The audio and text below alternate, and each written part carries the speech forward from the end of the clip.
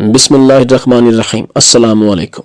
औलाद पर सख्ती करते हुए एहतियात करनी चाहिए, वरना आपके साथ भी वैसा ही होगा जैसे कर्नल साहब के साथ हुआ। शाम का वक्त था कि एडिशनल आईजी कराची का फोन आया कि नियाज, मैंने आपके मोबाइल पर अपने एक डॉक्टर दोस्त का नंबर मैसेज कर दिया और मजीद कहा कि आपने कल दोपहर डॉक्टर साहब के क्लिनिक के नंबर पर राब्ता करके इनसे जरूर मिलना है। एडिशनल आईजी साहब ने सख्ती से ताकीद की कि डॉक्टर साहब से मोबाइल फोन पर राब्ता नहीं करना। एडिशनल आईजी साहब की तरफ से इतनी एहतियात मेरी समझ से बालातर थी। दूसरे दिन मैंने क्लिनिक के नंबर पर डॉक्टर साहब से राब्ता करके दोपहर में इनके पास चला गया। डॉक्टर साहब का नुमाइंदा गेट पर मेरा इंतजार कर रहा था। वो मुझे डॉक्टर के पास ले गया। डॉक्टर साहब ने मेरे कमरे में दाखिल होते ही अपने कमरे को अंदर से लॉक कर दिया। डॉक्टर साहब बहुत डरे हुए थे और खौफजदा लग रहे थे। डॉक्टर साहब ने बताया कि 3 साल पहले इनको अपनी कार के लिए एक ड्राइवर की जरूरत पेश आई, तो इन्होंने अखबार में इश्तिहार देकर कुछ ड्राइवरों के इंटरव्यू करके एक ड्राइवर को रख लिया। ड्राइवर बंगले में सर्वेंट क्वार्टर में रहता था। डॉक्टर साहब ने बताया कि मुझे शक है कि ये ड्राइवर एक गैर मुल्की एजेंट है। वजह यह बताई कि इनके घर में डॉन अखबार आता है और कुछ अरसे से वो महसूस कर रहा है कि अखबार पहले कोई पढ़ने के बाद अंदर घर बेच देता है। डॉक्टर साहब ने मजीद चेकिंग करने के लिए अपने घर में एक उर्दू अखबार मंगाना शुरू कर दिया, मगर हैरान कुन बात यह थी कि उर्दू अखबार ही वैसा घर में आ जाता और कोई अंग्रेजी अखबार पूरा पढ़ लेता था। डॉक्टर साहब ने बताया कि एक दिन ड्राइवर की गैर मौजूदगी में मैं इनके कमरे में गया तो वहां कुछ अंग्रेजी किताबें पढ़ी थी। मैं डॉक्टर साहब के खौफजदा होने की वजह से परेशान था। मैंने इनसे सवाल किया, आप इतने परेशान और खौफजदा क्यों हैं? डॉक्टर साहब और मैं आमने सामने बैठे थे। डॉक्टर ने मेरा हाथ मजबूती से पकड़ते हुए बताया कि इनकी बीवी भी गैर मुल्की अंग्रेज खातून है। डॉक्टर साहब ने शर्माते हुए कहा कि खोसा साहब, मैं आपको क्या बताऊं कि घर में सिर्फ 3 आदमियों की इज्जत है, एक मेरी बीवी, दूसरा ड्राइवर और तीसरा मेरी बीवी का कुत्ता। और मजीद कहा कि घर में इन तीनों की बहुत केयर की जाती है, बाकी मेरी घर में कोई नहीं सुनता और ना ही मेरा कोई ख्याल रखने वाला है। बस घर में बीवी और ड्राइवर की हुक्मरानी है। डॉक्टर साहब के खौफजदा होने की वजह यह थी कि अगर इसकी बीवी को पता चल गया कि इसने ड्राइवर की शिकायत की है तो वो इसकी जिंदगी का आखिरी दिन होगा। मैं सारी बात समझ चुका था। डॉक्टर साहब घर में बहुत मुश्किल में थे और ये पुलिस केस नहीं था, इसलिए कुछ करने से पहले एडिशनल आईजी से बात करना जरूरी था। इसलिए मैं दूसरे दिन घर से निकलते ही सीपीओ में एडिशनल आईजी साहब से मिलने चला गया और इनको सारी हकीकत बताकर कहा कि डॉक्टर साहब की हालात इनके कंट्रोल से बाहर है। दूसरा ये कि डॉक्टर साहब एक शरीफ और बुज़दिल आदमी है। तीसरा ये कि पुलिस केस नहीं है, मगर ड्राइवर का अंग्रेजी अखबार और अंग्रेजी किताबें पढ़ना बहुत हैरत अंगेज है और ड्राइवर को चेक करना लाजमी है। आईजी साहब ने कहा कि आप ड्राइवर को पिक करवाएं। मैंने इनको बताया कि डॉक्टर साहब अपनी बीवी की वजह से ड्राइवर को पिक करवाने में हमारी मदद करने से कासिर हैं, इसलिए ड्राइवर को गैर रिवायती तौर पर पिक करना होगा। मैंने आईजी साहब को कहा कि वो डॉक्टर से बात करके ड्राइवर की तस्वीर और कार के कवायफ के साथ कार की तस्वीर अरेंज करवाएं। 2-3 दिन बाद डॉक्टर साहब ड्राइवर और कार की तस्वीर देने दफ्तर आए। मैंने इंस्पेक्टर सज्जाद अली को बुलाकर तस्वीरें इनके हवाले करते हुए कहा कि ड्राइवर को पिक करना है जब ये अकेला घर से निकले, और डॉक्टर साहब को कहा कि आप मेरे अफसर को अपना घर दिखा दें, बाकी ड्राइवर को हम पिक करवा लेंगे। इंस्पेक्टर सज्जाद अली ने 2 हफ्ते की निगरानी के बाद ड्राइवर को पिक करा लिया और डॉक्टर की कार रोड पार्क करके एसएचओ फिरोजाबाद को इतला कर दी। मैंने एसएचओ फिरोजाबाद को दफ्तर बुलवाकर बताया कि ड्राइवर हमारे पास है, कार आप अपने थाने ले जाएं, और एसएचओ के सामने एसएसपी को भी फोन करके एतमाद में ले लिया। मेरी पोस्टिंग सीआईए में थी। थाने का एसएचओ जिलाई एसएसपी के कमांड में होता है, इसलिए जिलाई एसएसपी से बात करना जरूरी था। ये तदाबीर इसलिए की जा रही थी कि डॉक्टर की अंग्रेज बीवी ने ड्राइवर की गुमशुदगी पर शोर करना था। मैंने एडिशनल आईजी साहब को बता दिया कि ड्राइवर पिक कर लिया गया। इंस्पेक्टर सज्जाद अली ने ड्राइवर से पूछताछ शुरू की, मगर वो शराफत की जुबान समझने से बिल्कुल कासिर था और अपनी शनाख्त छुपा रहा था। इसी तरह ड्राइवर छितरौल खाता रहा और रोज अपना नाम और पंजाब का कोई गलत एड्रेस बता रहा था, और इंस्पेक्टर सज्जाद बताए हुए एड्रेस वाले थाने को पंजाब फोन करके तस्दीक करते और एड्रेस गलत साबित होने पर ड्राइवर को दोबारा छितरौल का सामना करना पड़ता। दूसरी तरफ डॉक्टर की बीवी ने आईजी सिंध और एडिशनल आईजी साहब को तंग किया हुआ था कि ड्राइवर कहाँ गायब है। एडिशनल आईजी साहब रोजाना 3-4 मरतबा फोन करके मुझे पूछते कि नियाज क्या हुआ, मगर ड्राइवर 25 साल का नौजवान लड़का था, वो किसी तरह ब्रेक नहीं हो रहा था। आखिरकार 1 हफ्ते तक पुलिस की मार खाने के बाद ड्राइवर लड़का रास्ते पर आ गया और उस दिन तकरीबन दोपहर 3 बजे मैं जब दफ्तर पहुंचा तो इंस्पेक्टर सज्जाद उसे मेरे पास ले आया और बताया कि सर, ड्राइवर लड़का अब सच बोलने लगा है, आप जरा सुन लें। लड़के ने बताया कि वो एक ब्रिगेडियर का बेटा है और आर्मी में 2nd लेफ्टिनेंट था और एमपीए काकोल में जेर तरबियत था। काकोल में दौरान तरबियत इसकी कारकर्दगी अच्छी नहीं थी। काकोल के कमांडर ने मेरे वालिद को शिकायती खत लिखा कि आपका बेटा तरबियत में दिलचस्पी नहीं रखता। मेरे वालिद उस वक्त कर्नल थे, वो बहुत गुस्सा हुए और सख्ती की कि अगर काकोल एकेडमी में तुम फेल हुए तो घर मत आना। लड़का एकेडमी में इम्तिहान में फेल हुआ और सामान के साथ इस रावलपिंडी रेलवे स्टेशन छोड़ा गया। लड़के ने सामान रेलवे स्टेशन पर छोड़ा और बजाय घर जाने के कराची जाने वाली ट्रेन में सवार हुआ। एक अनजान स्टेशन पर उतरने के बाद सिंध के किसी गांव में दाखिल हुआ और एक देहाती के यहाँ नौकरी करने लगा। वो देहाती की बकरियां चराता और देहाती उसे महीने के 5,000 के साथ 2 रोटियां भी देता। देहाती हैरान हुआ कि रेवड़ में रोजाना 1 बकरी का इजाफा हो रहा है। बाद में पता चला कि किसी और के रेवड़ की बकरियां इसके रेवड़ में शामिल हो गईं। जब मालकान अपनी बकरियों की शनाख्त करके वापस ले गए तो देहाती पर बकरियों की चोरी का इल्जाम आयद कर दिया। देहाती ने कर्नल के बेटे को आधी तनख्वाह देकर फारिग किया। वो कराची रवाना हुआ। कराची में कुछ सालों तक इधर उधर नौकरी करता रहा। पिछले 3 सालों से डॉक्टर के पास था। मैंने लड़के से कहा कि कितने सालों से घर नहीं गए। लड़के ने बताया कि पिछले 8 सालों से घर नहीं गया। मेरे पूछने पर वो घर वालों से और अपने किसी जानने वाले से राब्ते में नहीं। मैंने पूछा कि आपके वालिद आजकल कहाँ हैं। लड़के ने बताया कि वो कर्नल से ब्रिगेडियर प्रमोट हो गए और आजकल मुल्तान में है। मैंने अपने ऑपरेटर को कहा कि कराची मलीर कैंट से मुल्तान कैंट का नंबर लेकर मेरी फलां साहब से बात करवा दे। कुछ ही देर में ऑपरेटर ने बताया कि ब्रिगेडियर साहब दफ्तर से चले और घर के नंबर पर इनके नौकर को कॉल की है। इनका नौकर लाइन पर है। दूसरी तरफ फोन पर एक बच्चा बोल रहा था। मैंने कहा कि मेरी ब्रिगेडियर साहब से बात करवा दे। बच्चे ने बताया कि आज रात शबे बारात है और साहब सारी रात जागते हैं, इसलिए वो आराम कर रहे हैं। मैंने बच्चे से कहा कि मेरी बेगम साहिबा से बात करवा दे। बच्चा मुझे फोन होल्ड करवा के चला गया। थोड़ी देर बाद खातून ने फोन पर मुझे अस्सलाम वालेकुम कहा। मैंने सलाम का जवाब देकर तारुफ करवाया, फिर बताया CIA कराची से बोल रहा हूँ और लड़के का नाम लेकर पूछा कि क्या वो आपका बेटा है। लड़के का नाम सुनते ही खातून रोने लगी और इतने में एक मर्द ने खातून से फोन लेकर रोबदार आवाज में पूछा कि आप कौन। मैंने अपना तारुफ करवाया और बताया कि हमने एक लड़का पकड़ा है, वो आपका नाम ले रहा है कि आपका बेटा है। दूसरी तरफ फोन पर ब्रिगेडियर साहब ने रोते हुए बामुश्किल कहा कि मेरे बच्चे को क्या हुआ, वो खैरियत से तो है ना। मैंने फिर कुछ तवक्कुफ किया और ब्रिगेडियर साहब के नॉर्मल होते ही इन्हें बताया कि लड़का हमारी तहवील में है। ब्रिगेडियर साहब ने मुझे कहा कि अगर मुमकिन है तो लड़के से मेरी बात करवाएं। लड़का मेरे साथ ही खड़ा था। मैंने फोन उसे दिया। इसके हेलो करते ही लड़का बच्चों की तरह रोने लगा और फोन वापस मुझे दे दिया। ब्रिगेडियर साहब ने मुझसे कहा कि मुल्तान से तो अभी शायद कराची की फ्लाइट ना मिले, हम अभी इस्लामाबाद या लाहौर के लिए निकलते हैं। कल सुबह पहली फ्लाइट में हम कराची आएंगे। मैंने इनको अपने दफ्तर का पता समझाया। थोड़ी देर बाद ब्रिगेडियर साहब की बेगम का दोबारा फोन आया और रोते हुए तसल्ली और यकीन दहानी कराना चाहिए कि वाकई इनका बेटा हमारे पास है।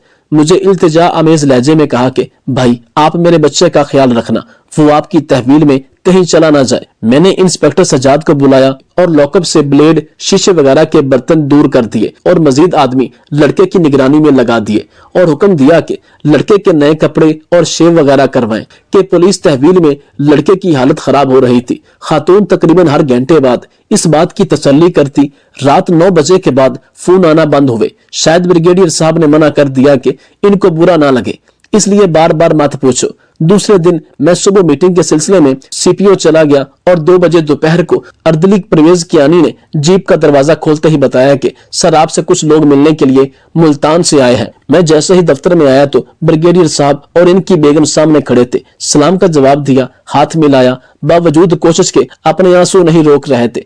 मैंने पूछा कि आप लड़के से मुलाकात कर चुके हैं। ब्रिगेडियर ने जवाब दिया कि हमने आपका इंतजार किया। मैंने खातून को मुखातिब होकर कहा कि बहन आप मुझे फोन करके इतला कर देती, आपको दफ्तर में इंतजार न करना पड़ता। इसने मुझे कोई जवाब ना दिया। मैंने अर्दली परवेज कियानी को कहा कि इंस्पेक्टर सज्जाद को कहें कि वो लड़के को ले आए। खातून ने पूछा कि भाई मेरा बेटा आपके पास है ना। मैंने जवाब दिया कि आप 2 मिनट सब्र करें, वो आपके सामने आ जाएगा।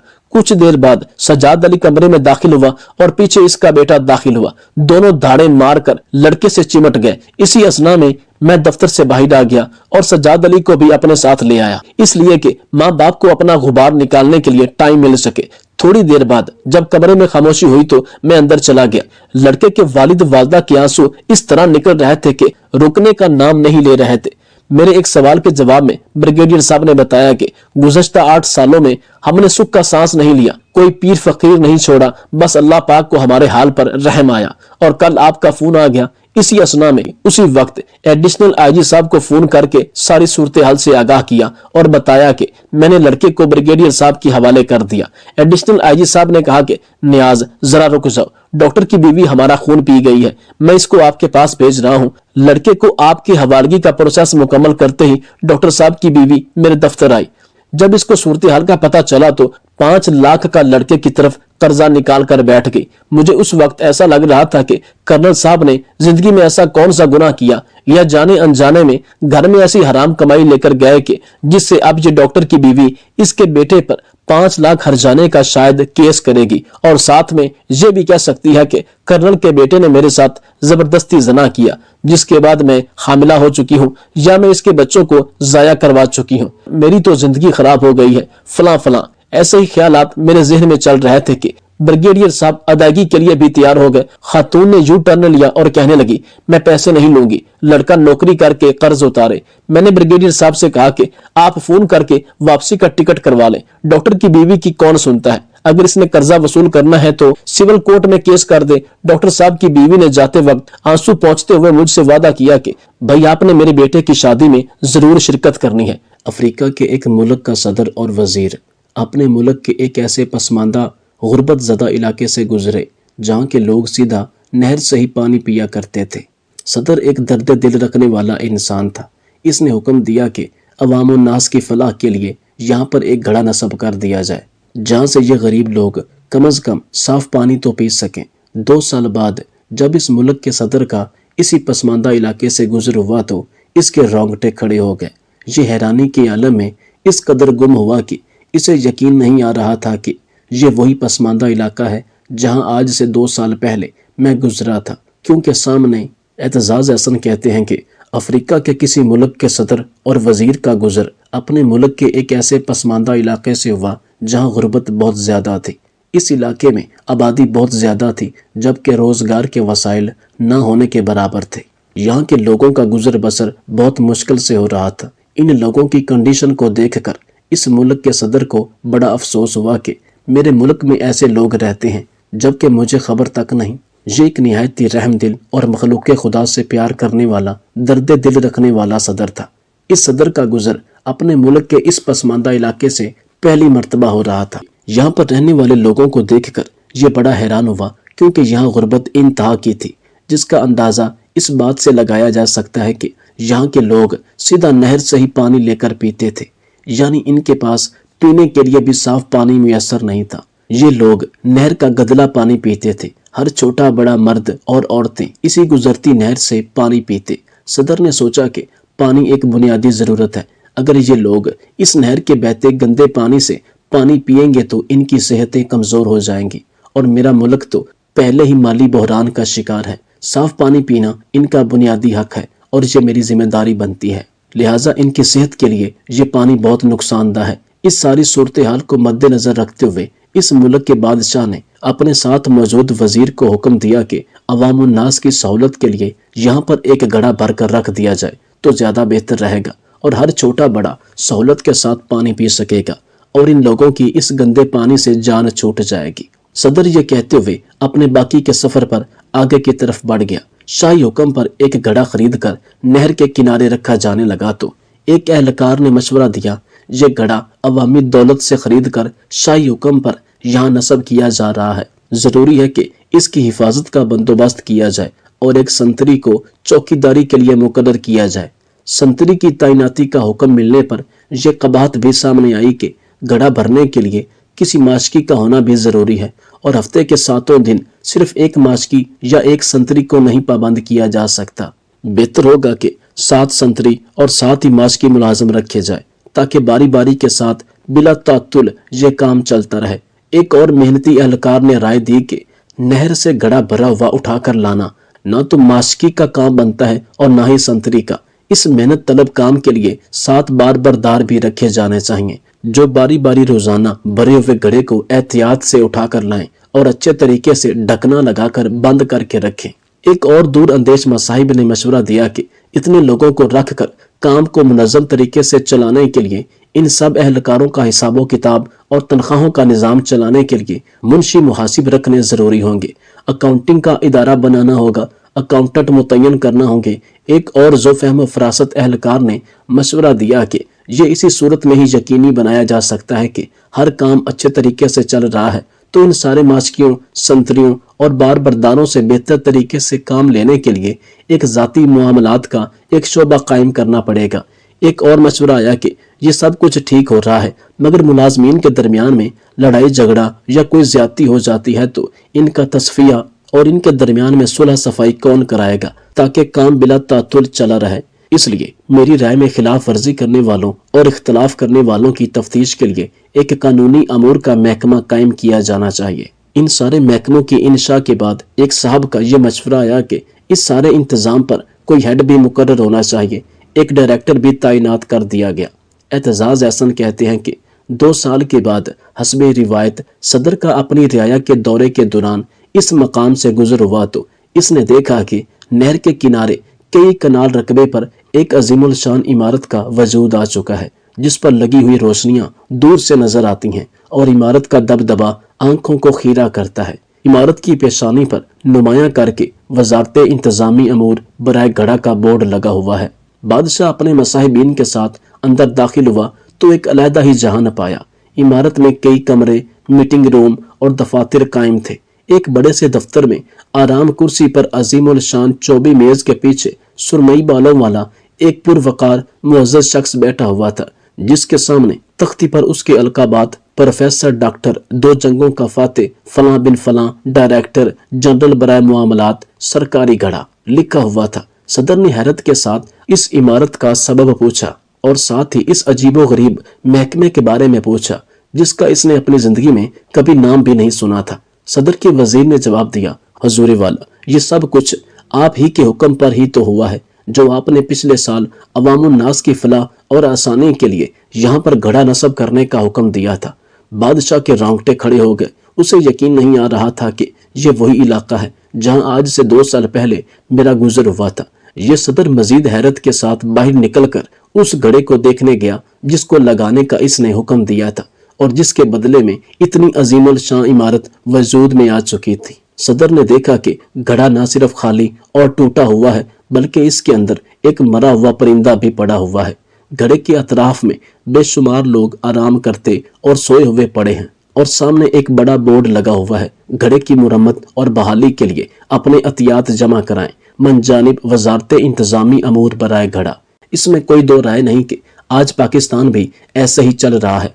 पाकिस्तान के अक्सर इदारे और इनके सरबराहान भी ऐसे ही अपना फर्ज अदा कर रहे हैं। ये एक अटल हकीकत है कि जिस घर का कोई सरबराह ना हो, यानी कि घर का ऐसा बड़ा फर्द जो पूरे घर पे नजर रखे हुए हो, कौन क्या कर रहा है, अगर वो सरबराह ना हो तो घर का निजाम नहीं चलता। बिल्कुल इसी तरह अगर किसी भी मुल्क के इदारे, सरबराहान, हुक्मरान जब तक ख्वाब खरगोश की नींद लेते रहेंगे तब तक ना ही इनकलाब आएंगे और ना ही मुल्को कौम तरक्की याफ्ता कौमों में शामिल हो सकेंगे। ये एक साफ सी बात है कि जब तक सरबराहान खुद चोर होंगे, मुल्क को लूटने वाले होंगे, तो इनके इदारे भी उन्हीं के नक्शे कदम पर चलेंगे।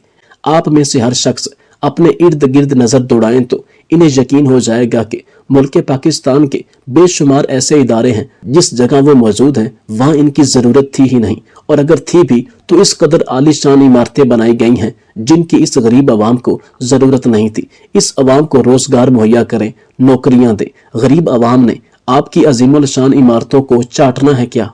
और इसी तरह जहां पर सिर्फ खाली एक घड़े की जरूरत होती है, बिल्कुल इसी तरह इमारतें बनवाकर अफसरान तैनात करके, लेकिन काम टके का नहीं होता। जो काम 5 इंसान कर सकते हैं वहीं पर 500 आदमी तैनात कर दिए जाते हैं। कोई MPA की सिफारिश से, कोई MLA की सिफारिश से, कोई फलां सिफारिश से। इस तरह मुल्क का बेड़ा गर्क होता जा रहा है, जबकि आला हुक्मरान, आला सरबराहान को इन सब से कोई गरज नहीं है।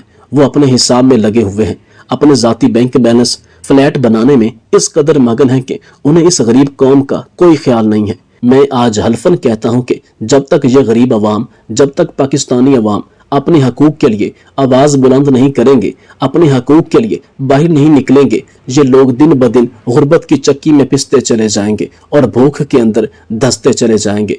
अभी भी कुछ उम्मीद बाकी है कि अगर ये कौम जाग जाए तो अपने हकूक हासिल कर सकती है।